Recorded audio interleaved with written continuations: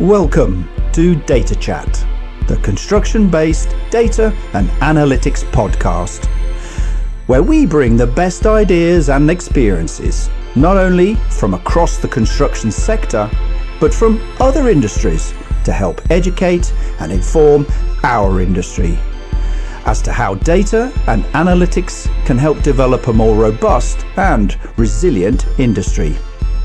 Join me, your host, Iain Curtis, CEO of Single Point Solutions, as we look to help you on your analytics journey.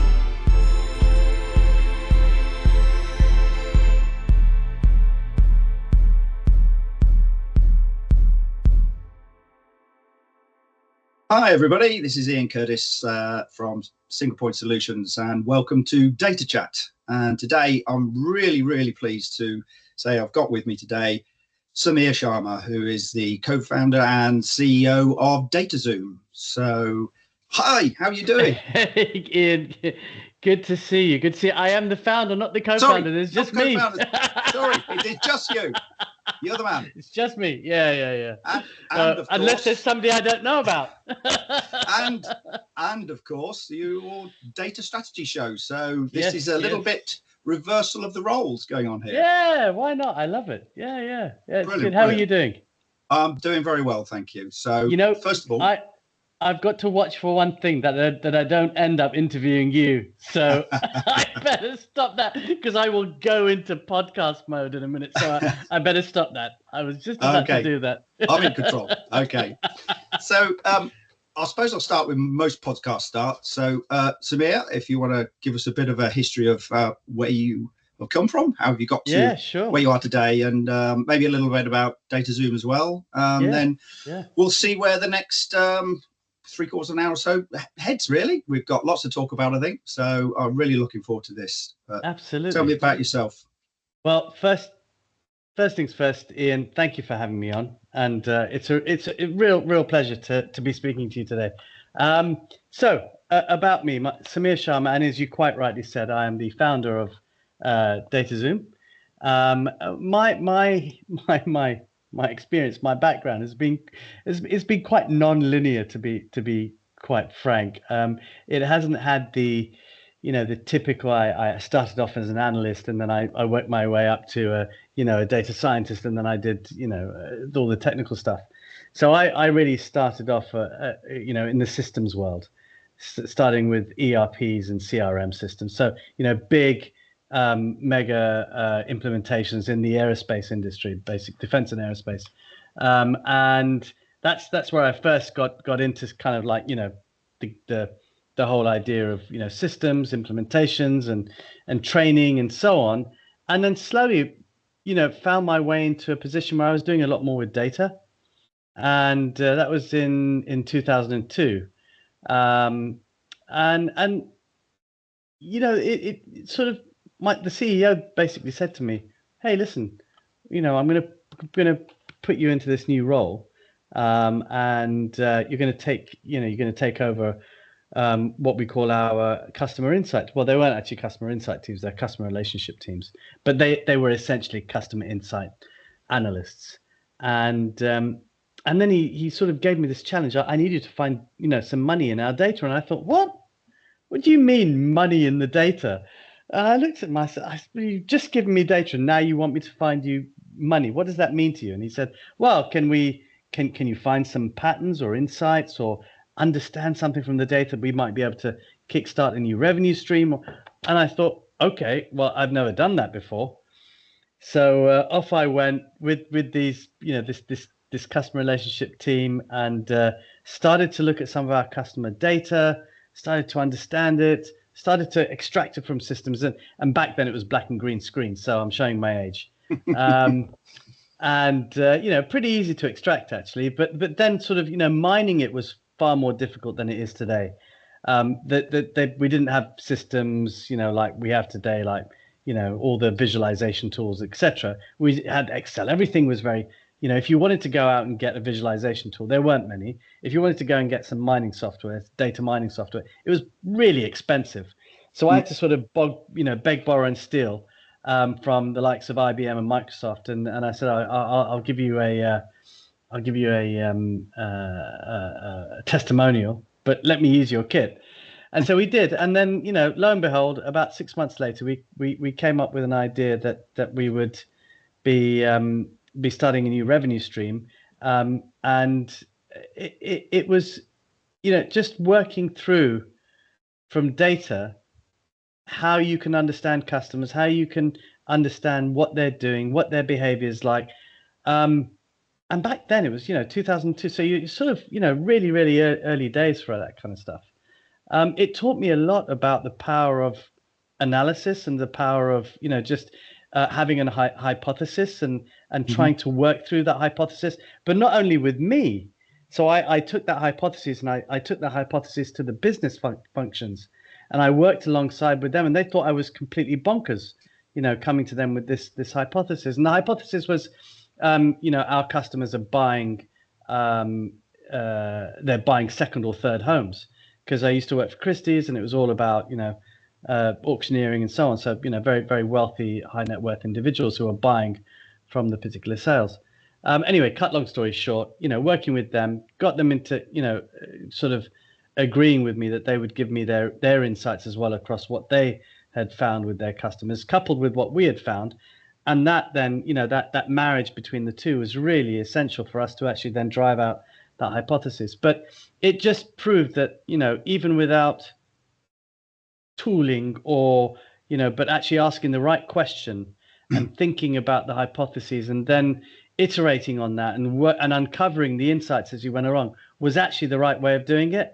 So yeah, I mean, and then I went into the world of management consultancy and, and entered, the typical sort of, big, one of the big six, I should say, and did that for a couple of years.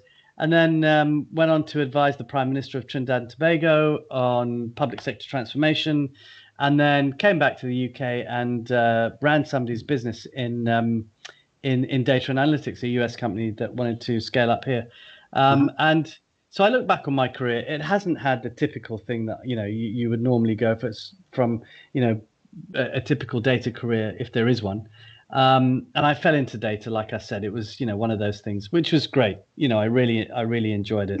And now ended up running DataZoom, and that's been a fantastic journey as well. We have some great clients, and we work across the world. We do, obviously, we're a boutique company, so it's all around data strategy and analytics. And we're a boutique management consultancy. So I'll stop there now because I probably rattled on far too much. No, and so I would.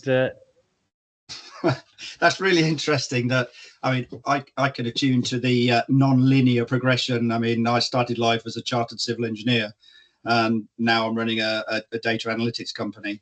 Right, there you go. Argue there's a lot of data involved in all of that, and a lot of value that we, as an engineer, you need to know data. You need to know you're using the right bits of steel, the right concrete, etc. So I guess your non-linear progression, it does resonate. It does resonate. So let's cut to the chase. This data strategy. So you run the Data Strategy Show, which is your podcast on the 3rd season. So yes, season 3. Congratulations on that. So if anybody wants to listen to that, it's a great listen. There's some super guests that I'm looking forward to hopefully getting some of them on our show as well. Good so for we you. can talk about how data can help construction. But I guess for the audience out there in the world of construction, data strategy is a little bit of a unknown. So do you want to just give us a brief? What's your vision of a data strategy, and also maybe how did you sort of fall into that whole data strategy piece? Where did you recognize it? Right. So let me start with the second question first, I think. Yes. So for me, I actually started in business strategy. So that's where I evolved from. When I came out of when I came out of university and went into my first graduate program, it was very much around business strategy. Working with very intelligent people about how to make your business work. What are the levers? How do we start to think about what's going to be good in terms of growth factors or cost efficiencies, etc. and just thinking, business models. What's the business model that we want to have in our business? How do we generate cash? How do we actually, create and make products and get them out to market and so on? So that's the background I came from. And as I said before, I went into these different industries. So I think what happened is when I kind of came from that background, and then I married it with data, I thought, oh, that's interesting. So if somebody wants me to do something with data and uncover a new revenue stream, or try and work out if we can make money from it, not money from selling data, but money for the business, i.e. creating a new business model, that was when I thought I could put the two together. So it sort of struck me as, so I don't actually have to have data as this very technical piece. I can bring data into a very business kind of context. And that for me was because I yes, I did a degree in computer science, and of course I know technology, and I've done programming, and I in one of my jobs I had to do AS400 RPG programming and Unix, etc. But I moved on from there. But I've done that kind of stuff. But for me, it was really about, well, how can I bring data upstream to people who don't necessarily understand it? How can I make it valid in their context? And that's what happened with the marriage between data and business. And that's hence the reason I think there weren't that many people who were calling it data strategy at that point. And that's essentially where I thought, what are we trying to do? We're trying to drive value. We're trying to create a new business view, or we're trying to understand what we can, how we can improve the business.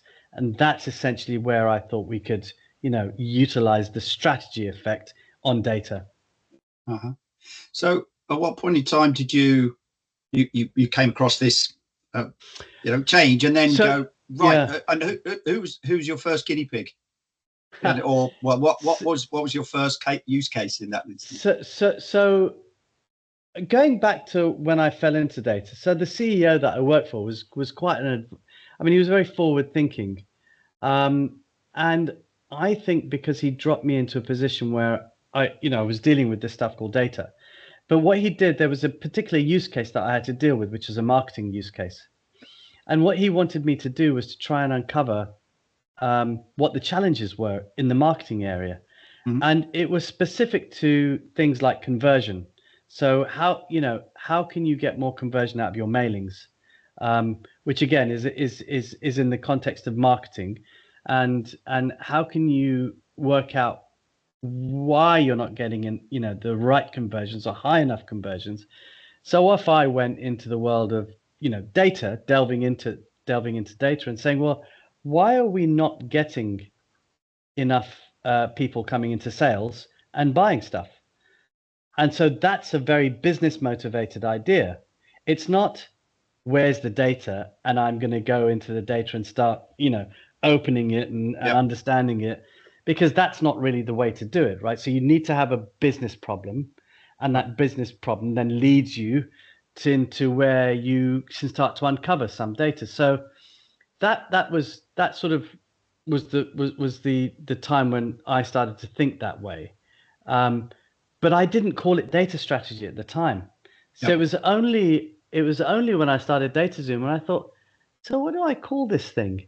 And I think there was probably only one other person who, I read a book or read an article by Bernard Marr, and he talked about data strategy. Bernard, I thought that's what it is. It's data strategy. So I'm by no means, I'm not the person who came up with this label, but it just resonated with me, and I thought, that's what it is. So now I can say I've got it, because before I was just calling it strategy, and then sometimes people would call it BI strategy, business intelligence strategy, or but I just framed it as data strategy, which made sense for me. And so the first place where I really embedded it was in 2014, I was asked by a logistics company to, and it was interesting because I'd gone around for a couple of years from between 2012 and 2014, sort of going and pitching everybody, kissing as many frogs as I could, about this thing called data strategy, and no one would have it, right? No, because Yep. everybody, thought, well, data strategy, what's that about? And everybody would think I was talking about technology. But this logistics company, then when I pitched to them, and they were like, wow, we really like your approach. So I said, great. So what do we do about it? And so I basically did my first data strategy with them. That was really interesting because, again, it wasn't about technology. I worked with the operations and the commercial teams to actually understand fundamentally what was going on in their businesses and what they needed to achieve. What were their objectives? Was it pricing optimization? Was it getting deliveries on time? Was it making sure that they could, not be penalized for late arrivals, or deliveries, etc. So there was lots of things going on. So it was really understanding that piece and really saying, okay, what are your objectives? What are your drivers? And then let's put that into a strategy. And then I built something called a decision map, which is really how do we move away from what everybody thinks about is, data, because the challenge that we have, or that we used to have, and still I think largely, is when anybody says data strategy, everybody will go straight to the data. But actually what I realize is you're not going to the data, you're actually working out what the decision is that you need to make. So this decision map helped a lot of the executives in that company see, here's the decision I want to make, and these are the business questions I need to get answered. And these are the kinds of, and then you go into, well, where's the data that's going to help me, answer that business question and help me make that decision. So it was a reverse engineering process rather than doing data. Give me all the data and I'll see what I can get in, from it. Yeah. So it's 2014, and that was probably I'll let you ask your questions because just wanted to pick up on something you said. Yeah, data is a business tool, and that's an interesting concept because you're a delineation there between technology, which is something to capture it and hold it, whatever, but data and there was a big thing going around, isn't there, in the industry, the data industry, about data being an asset, and some of them trying to put it even onto the balance sheet as how can you measure that? And that's a really interesting concept as well. But this whole thing that data is a business tool. Do you want to just talk about that a little bit? Yeah. Well, I think that data is the exhaust of all the systems that we have in place, right? And they tell us things that are happening about the business. So for me, it's very much around how can we support the business to do the things that they need to do in order to succeed in their business. So therefore, it's a business tool. It's something that we can provide them with the context of where they are now. Of course, the context of what might have happened yesterday, but sometimes what might have happened yesterday is too late. So, for us, it's about, let's think about what happened today and let's try and remedy that for what might happen tomorrow. So if we can add that dimension into a business decision using data as that business tool, then that's the way I see it as a business tool. And again, one of the things that I often see is people pigeonhole data strategy as technology. It's not technology. Technology is an enabler. Even data is an enabler. Now, people don't like me saying that, but data and technology are enablers. What are they enablers for? For where the business is going. Simple as that. And if you can use those two things to help the business run better, grow, increase their revenue, get more sales, deliver better customer experience, then that's really what it's for. Nothing else. And if you don't have the right data to do that, then that's going to be a bit of a problem. And that's why I think it's a business tool. Cool. Yeah. No. Well, we're completely on that same wavelength. We're we try at SPS to try and always question the client. Why do you need this data? And that's another thing moving into your article today, which is fresh out on LinkedIn, so people can read all about that. But you've got a big piece in there to start with why. I'm a huge Simon Sinek fan, and I've read his book, and it resonates so much. But whether we want to allude a bit about that, start with why, and is that, I guess then we can segue into, is that around, I was going to ask the question as well. So, okay, we've got a house builder out there, a client who's thinking about leveraging data, and they go, right, okay, data strategy, how do I start? What goes on and everything? A little bit, I suppose, at a more, crunchy level, what needs to be going. But I guess as well, that start with why, I guess, is that what it's all about? Yeah, it is, and your why is the business strategy. So if you're in the construction industry and you know that company has got the objectives or the goals to increase capacity or increase buildings, whatever their objectives might be, those are those specific goals that you need to go after, and it's really that simple. It's business language. Anybody in the construction industry will know that they have to build 50 more, homes. They have to get projects done. They have to understand how they're going to be predicting when the materials are going to be coming in, and understanding, what the cycle time to value is. And therefore, that's something that they can do through data. But also on the back of it, they're going to be knowing, understanding what decisions they're going to be making. And if things are late, how is that going to help? How are they going to forecast what that might look like if things do go wrong? I'm sure there's some ways they probably do it now, and that's probably through some Excel spreadsheet somewhere. But those Excel spreadsheets can get corrupted. I've seen many a times where they get corrupted, and they can get lost, they can get deleted. It's a real pain if you have to deal with that. So I think, moving it into an area where you can have, robust insight that's available, not through somebody churning through hundreds of spreadsheets and it taking them 2 weeks to try and produce something, and by that time it's out of date anyway.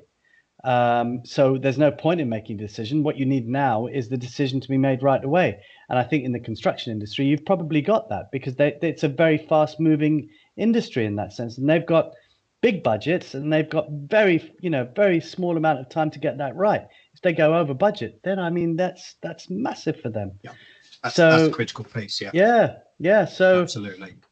So I think, for me that's important. But you asked what's the crunch? What's the thing about, how do you start? Where do you start? Where do you start? And I think that's where you start. You go in and say, what, thinking about the article I put on LinkedIn today. Start with the why, but start with the problem. What is the problem you're trying to, you're trying to resolve? Most people will say, let's just put this technology in. But what's that going to do? That's not going to solve the actual problem. What's the root cause of the problem? Try and understand that problem, and then say, okay, well, we can start to work through the problem, and we can start to understand who's it going to affect, how much is it costing us, what's the impact if we don't solve for this. Very specific business sort of questions that people, you would normally have in a typical dialogue. Once you've got down to the basis of that, you can then formulate what that problem is, who it's going to help, and then come out with a solution that's based on a real identified problem. So you've actually got something like that, which, and we might call them use cases. For example, you could have in a business strategy, and somebody might say we need to improve our customer experience by 50% or whatever percentage by December 2027. Okay, so you've got that's a strategic objective. You've got a 2-year window, and that you've got to try and work out. Now, you may have a marketing piece to that. You might then be thinking about how do we get more, to our clients. You might be asking questions around, well, what is the customer experience right now? What is our customer satisfaction score? What is our net promoter score? What could it be if it's low? How do we get it to go high? Is it down to our systems? Is it down to, so you could ask all these questions and you can use the data to drive and determine what those answers are. And then you can build those strategies out. Maybe it's you need to get better at more targeted and personalized marketing. And therefore you need to know who are you targeting, when, at what frequency. And then you might say, well, we might want to segment them, as a population. And then we might give them different, categories within that segment group. Are they urban, trendy people who live in a certain area, or are they country bumpkins? So if you're looking at construction and they've built a beautiful home in the middle of, the countryside, you're not going to, you might go to the urban trendies and say, do you want a country home? And that might be a way of positioning that, and vice versa. It might be, different, but you get what I mean. You're trying to work out how you target and more effectively, but you're actually using data to do that. But if you speak to a business person, you're not going to say, oh yes, we've run a segmentation model. No, you're not going to say that, because they wouldn't know what you're talking about. Yep. You're going to say, we've used the data to make to use the term personas, or of the kind of customers that we want to speak to. That's simple. They understand that. A salesperson or a marketing person, even any kind of business executive will understand that. But if you go with a very data focused language, they're not going to get it. So I think the narrative has got to change. We've got to speak more business language.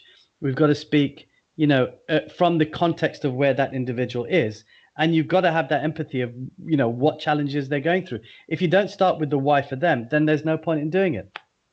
Yeah. And when you're talking with businesses and formulating the strategies, what sort of level do you tend to? Is it across within the organization, or are you targeting the C-suite? Where are the people who are really hanging on to this and getting it? Yeah. So typically when we're asked to come in and do a data strategy, we work both with the C-suite and the minus ones and their teams, because there's no point in doing a data strategy that's just from a C-suite perspective, because you actually get a very different view than speaking to the person who's at, right at the coalface of the business.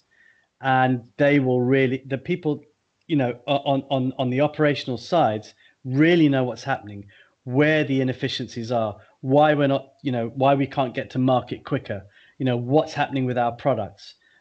Why isn't sales speaking to marketing in a way that they should? Why isn't engineering making stuff, or manufacturing making kit, quicker? They really know the stuff, and they know what's happening in terms of the business.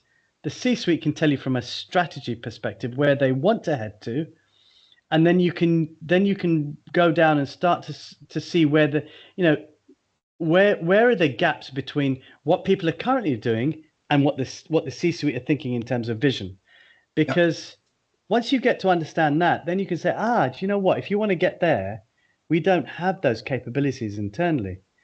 And therefore, there's massive gaps. If you want to get there, then we think you need to have X, Y, and Z. And that's something that we would look at. So I would say, top down, bottom up. But they come together in a neat way, where they are all bound by specific use cases, which are tagged to the business strategy and which everybody can understand, and they have a value associated with them. I.e., if we are going to do this particular use case, and we're going to drive out these various aspects to whether that's growth or whether that's cost optimization, we are going to save ourselves X amount of money, or we're going to drive X amount of money. And that's the kind of thing that the use cases should be able to speak to, because that's a business language that you need to get people on board with and get the buy-in in order to make sure that you can start to invest in this data, this data thing that you need to get up and running. And And so, yeah, those are the kinds of things that I would say are really important to do. I know, you've probably got a number of questions, so I'll stop there and. No, right. It's all great stuff. I mean, yeah, a couple of questions around, I guess, in your experience. I mean, have you gone into a business who started this data thing completely randomly, and then you've had to give it a bit of shape and knocked it around a bit with the data strategy? But how long and how much potentially, not in actual figures, but had they wasted basically just flapping away in the wind, and then suddenly you coming in and give them a bit of focus? And I mean, have you got some experiences of that? Yeah. I've worked with a number of companies who have tried to set up their data office or data estate with no real strategy in place, and their focus has been on, let's put some technology in place, and let's get all the data into one place like a data warehouse, and let's see what happens. But that's never the point, because and they spent a lot of money, getting it very recently, only early part of this year, as a company I was working with in France that was doing just that. They were bringing data into a fairly old and archaic data warehouse, and no one was really using it. But they were still streaming it in. They were bringing in, there were some dashboards that were created. And when I said to one of the guys who was running the dashboards, how many people actually look at these dashboards? And he said, I don't know. And I said, well, can we have a look? And he said, let's just have a look at the last 6 months. And lo and behold, only 0.8% of these 10 dashboards had actually been viewed.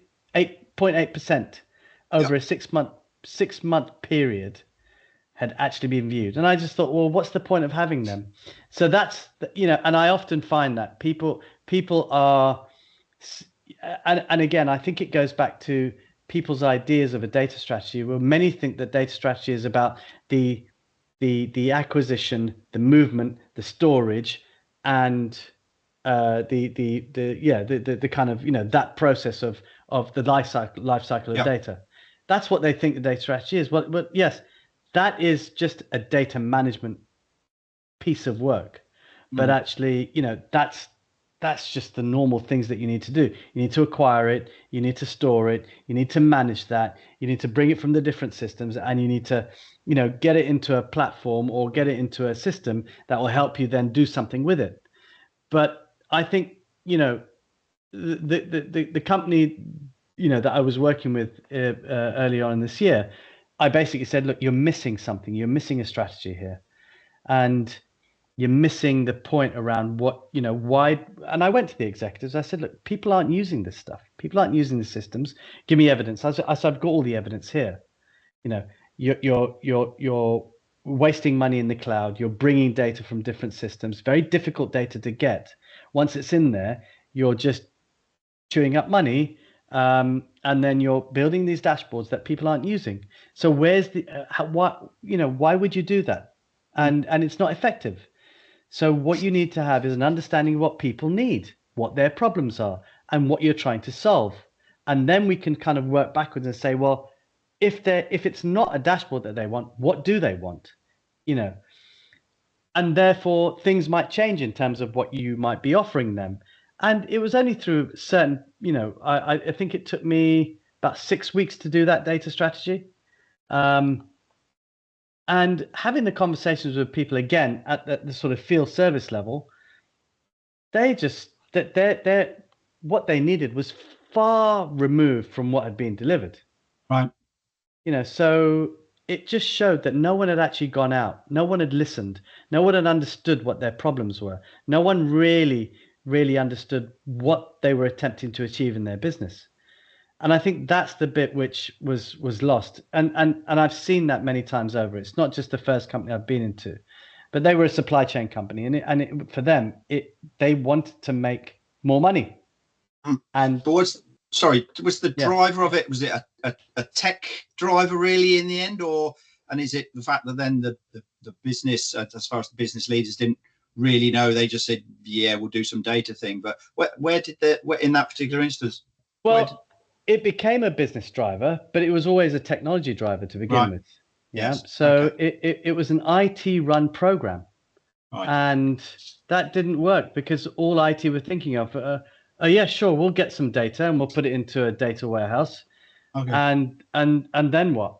You know, because it's not really something that they would be, you know, would be thinking about for them, you know, and this isn't IT's fault. IT are, you know, good at getting systems in place. They're good at, you know, laying, you know, the infrastructure for you to do things on top of that.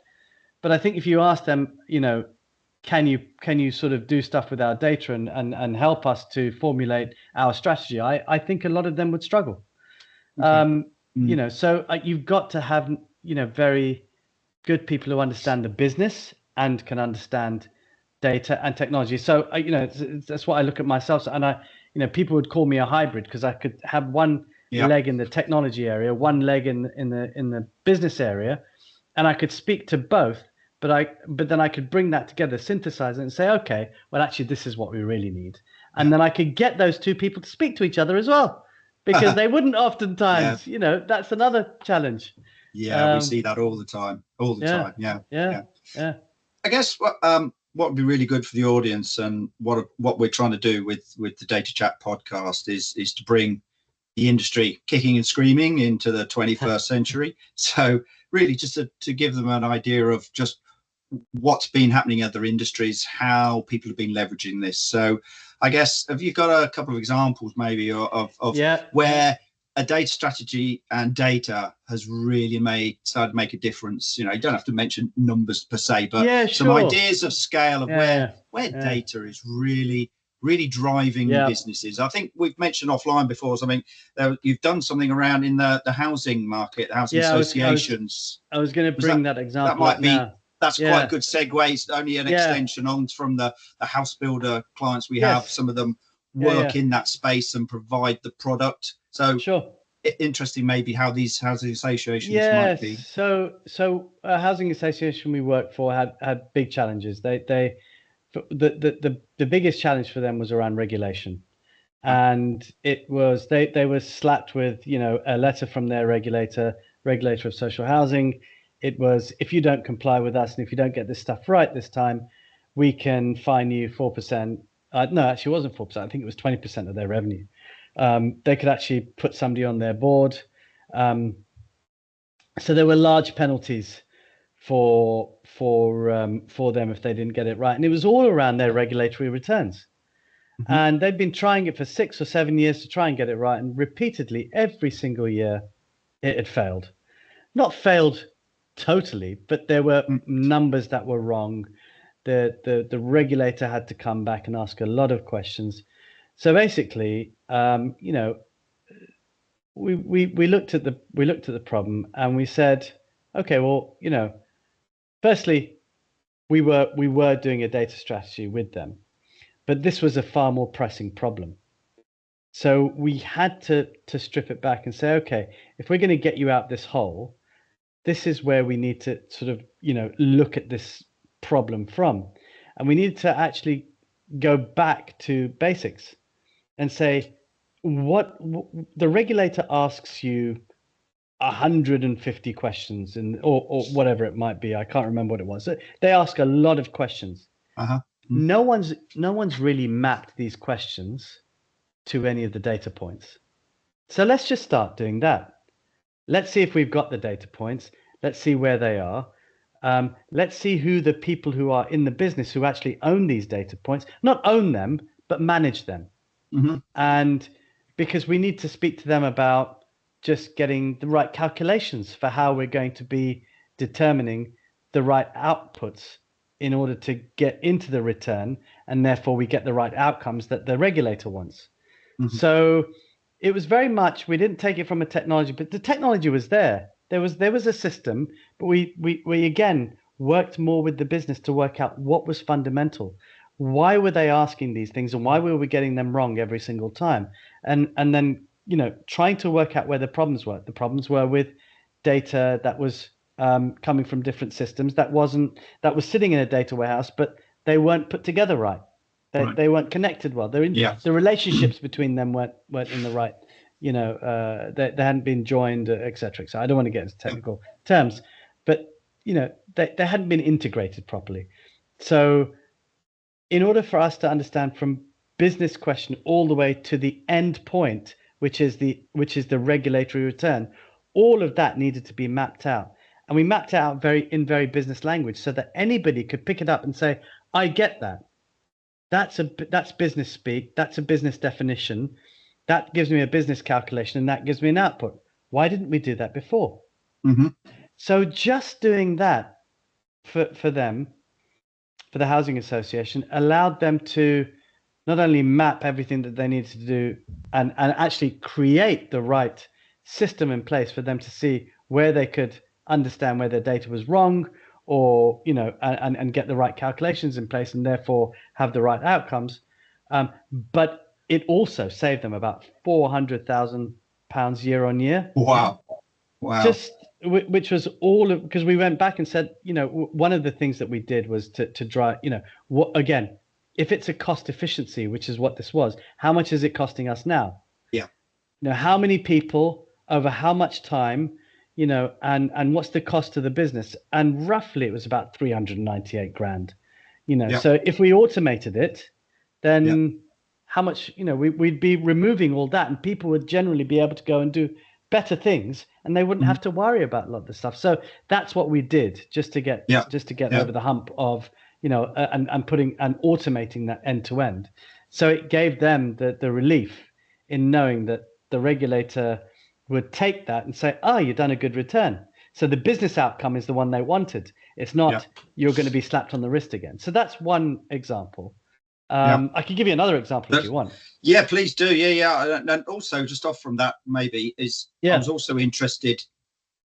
Are there any industries out there that are, been doing this a long time and really reaping the rewards of using data? Obviously, you've worked in many different verticals. Are there any that seem to be leading the way and it's just the norm, or is it mixed? Where do you see that? I think so. Where have I seen it do really well? I've seen it do really well in some supply chain businesses. Mm-hmm. In some consumer packaged good businesses where they have very good. They need data to run their business. Yep. And so they've really understood, how they can use data for things like demand forecasting, or some of the supply chain, supply chain inefficiencies. So I think, areas like that. Insurance have been using it for a long time. Yeah. Albeit, they've been using it from an actuarial perspective, but now they're using it a lot more to drive algorithms out and to create and build. Again, it's from a risk perspective, but they've been doing it for a long time. The banking sector has been doing it for a long time as well. Many, banks have seen it primarily a lot of the time from a regulatory perspective, but I think that's changing now in the banking world as well. And then, obviously, e-commerce has been doing it for a long time as well. So, e-commerce has always had a very data-focused view, because they are online, data runs their business. They've got to understand all the different points in their business where there's customer interactions, how they measure that, how they understand the conversion, rates, and so on and so forth. So, for those kinds of organizations, I think, they've had to use data very, at the core of their business. So, Well, you only have to look at some of the biggest businesses in the world, and actually, if you scrape away their business is data, Google, Amazon. Okay, they sell things, but it's all about the data. I mean, Jeff Bezos has never sold his data away because customer data is king, and it just drives the business. And now look at some of the NVIDIA. It's all about AI and data, everything. So there's something in that, isn't there? That there is value in data. There is, but I think that's their business models. You've got to understand one thing. A lot of the companies, the legacy companies, have not been bought up in data. So, those yes. companies that you've mentioned have been born out from data, at the core. Whereas you're trying to then work with companies who've never seen, sort of construction. The construction industry has never worked from data at its core. It's always worked on the people, the process, the building stuff, the big projects, and how do they work through that and make sure that there is health and safety, and they obviously have to adhere to regulations as well. So it's a lot different, but I think that's the thing. For me, it's not being a data company. It's what are you focused on, because let's face it, a Google is what are they focused on? Making sure that we can search for stuff better. So they're focused on the customer experience, and they have been. NVIDIA are focused on building the best chips in the world that will then be put into machines that we can utilize so that we can process and create better apps, or create better algorithms, etc. So the end purpose is different. Whereas I think if you say you're a data company, anybody can say they're a data company these days. But I think it really is. It's got to be something in the DNA. Those organizations, they have that in their DNA. But the organizations that haven't been brought up with it then becomes a very kind of different conversation that you have to have with them. So is that then for people like yourselves, DataZoom and SPS?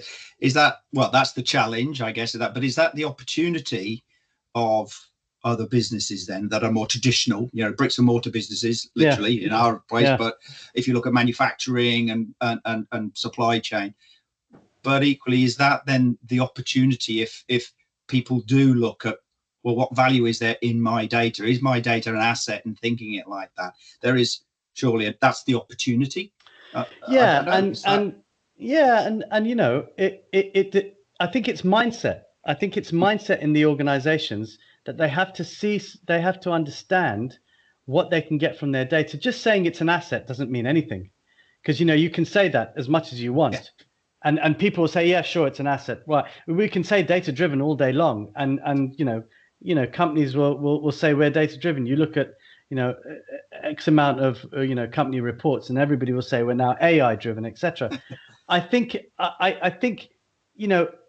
making sure it's an asset also comes with the fact that we need to understand and identify what it can help us with. And if we go off valuing it and saying, oh, our data is valued at X and we're going to put it on our my brain's sheet. Gone a balance sheet. Balance sheet. I was remembering sheet and I couldn't remember the first. So on the balance sheet, well, not many companies do that today, and the accountants probably say no, we're not gonna do that. But I think you've just got to look at it and say, what value can we get from our data, and how can it drive our business? And that I think is really essential. Don't go into all the fancy stuff right now if you're not there. Try and work out what you can do. Try and give people, a good enough experience and understanding of what data can do for their company, and work on very small use cases that will get the buy-in where you need it to be, and then have the bigger conversations about investment and so on. But you've got to try and work it out first, and prove it to people. Because if people are skeptical, if they don't really get this data stuff, then work with them and say, look, where are you trying to get to? And we can help you get there, but speak in their language. It's, I think you've got to bring it down to that. And, maybe you're dealing with that in the construction industry. I don't know, but you've got to try and bring it down to its bare bones and prove that value first before you invest massive amounts of money. I'm conscious of time, but just one last question then, just to finish on that. So, sure. Have you got a bit of another case? And we talked about housing, but where was there a particular one that always flags up? You going that made a big difference. Going in, doing a data strategy, doing it to a business. Have you got some to finish the session off? It'd be really, I think, good for the audience. Yeah, sure. So I'm gonna go through a CPG case, so consumer packaged goods. This company, I believe, had about a 1.5 billion turnover, global company, and we did their we were doing their data strategy, and in the process of, in our framework that we use, which I haven't even spoken about, but it doesn't matter. The data strategy framework. Save that for another time. Yeah, I'm sure we can talk. We'll get you back. Don't worry about that. We worked with their business functions, and we got down to the root cause of a number of problems. But basically, we said, I think we came up with about 25 different use cases that cut across a number of different functions, from supply chain to finance, to some of the customer experience people. But essentially, there was one thing that we could show them at the end of that we could give them from improving their demand forecasting, which now was at about 70%, 71, 72%, and demand forecasting should normally be about between 85 and 90%, because that's where you get your efficiencies. That's where you then have a really good supply chain, and you're really working well across that supply chain. Yeah. There's no shortages, and you're getting your supply and materials out as quick as you can. But we are actually looking at that, and just the small percentage points around that. If we were to increase that up to those levels, we're looking at almost about $20 million for them, increasing revenue. Okay. So just some of the small things that you could do, and we have a value case. We when we do our use cases, we have a model that then works through what the value of those use cases would be in monetary terms, both either on growth or on cost efficiencies. So we could look at that and say, oh, I think for them we were going to get them cost savings of about $34 million right across a whole range of from people in finance, doing a lot of manual tasks, downloading data, uploading it into systems, downloading it again, putting it into spreadsheets, and just taking way too long. But and there were other factors again in their business that we were able to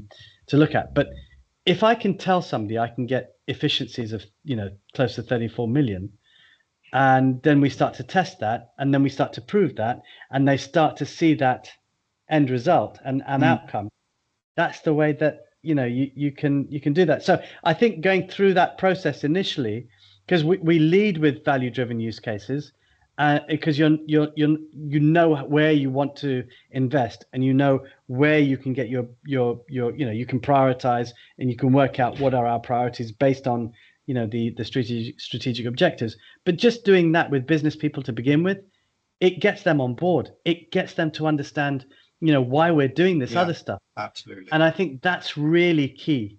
If you can get that buy-in early and then show the value as you go along, they can start to see. You're not going to get 34 million immediately, but you're going to be able to show an increase, and you're going to be able to show what's being optimized, or you're going to be showing where you're getting revenue gain from. So there's those things that I would consider. But yeah, that's another particular use case with that company, and there's others as well. But I'm sure you could wax lyrical for a long time on that. Yeah. But no, so I'm conscious of time. I've kept you away from your day job, so we'll call it a day there. I want to say Thank you so much, Samir. It's Pleasure. Been fascinating. Obviously, thank you. We've spoken before. We've had lunch and spoken a couple of times. We could speak forever, and we will get you back to say those two letters you mentioned earlier on, A and I, or in some order. Oh yes. That's a whole other gambit to talk about. And also maybe to talk about some of your frameworks and things like that. But, sure, that would be great. If anybody out there in construction land or anywhere wants to get hold of you, where can they get you? I'm on LinkedIn. Just search for me, Samir Sharma. You'll find me, or you can go to DataZoom website, www.datazoom, DATAZUUM.com.